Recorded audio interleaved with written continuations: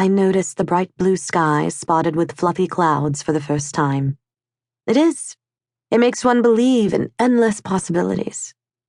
You sound like my father. You don't share his optimism? It can be quite annoying. Do you like to temper his optimism with gloom? No, just realism. What an outlook for such a young girl. I am 17. I prefer to think of it as balance. Imagine if both my father and I were always looking for a better angle, for a better life over the horizon. Nothing useful would get done. My father is thinking of lunch before he arrives at the breakfast table. A dreamer, yes. You put his dreams into action? I do as much as a 17-year-old girl with a little education can do. Were you not tutored at home? Anna had the carriage and speech of a well-born girl. Until I was 11, yes. When the war ended, we moved to New Orleans. Engaging a tutor was always something he meant to do, but he never got around to it. What I have learned since has been through my own studies. We walked in silence. Something kept me from asking directly about her mother.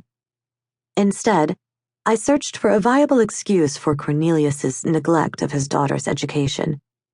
Sensing my struggle, she provided one for me. He never said, but I suspect he couldn't find a woman willing to teach the daughter of a carpetbagger. Putting me in boarding school was out of the question. He did not want me away from him. My father had no such qualms.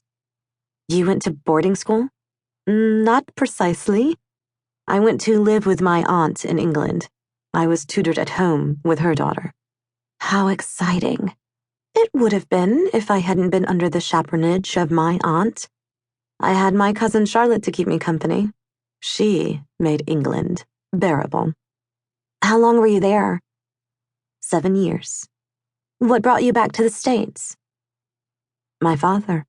The threat of war. A scandal. Would it be impolite to ask about the scandal? Yes, it would. I laughed. My aunt's design in taking me back to England with her was to make a respectable woman of me, and if I made an eligible match, so much the better. My time in England confirmed I did not want a conventional life or marriage. You don't wish to be married? I considered her question for some time. I finally replied, if I could find a man to accept me as a doctor, woman, lover, and wife, in that order, I might well consider it. Anna blushed. She was so young and innocent. I wondered how long her innocence would last in a rough frontier town. What do you want out of this move to Timberline? I want my father to be happy. What about yourself? Anna shrugged. I'm not sure I'm fit for anything other than being a wife. I have little formal education and no skills. You would make an excellent midwife or nurse, but not a doctor. I'm not sure you have the personality to be a doctor. Meaning what? You have to not care what people think of you. You have to be able to ignore what people say to you. You have to love medicine above all else. Most important, you will have to be twice as good as every man to get a fraction of the credit.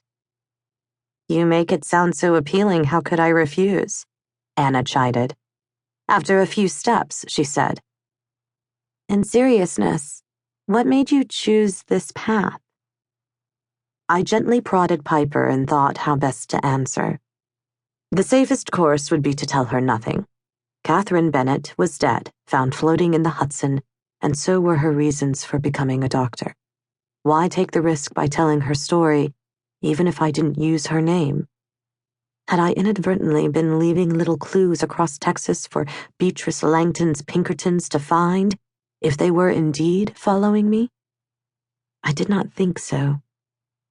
Anna's face was full of frank openness, curiosity, and admiration. I wanted to believe I could trust her. I also needed to touch the bravery of a woman I felt less and less connected to, the farther into the frontier I traveled.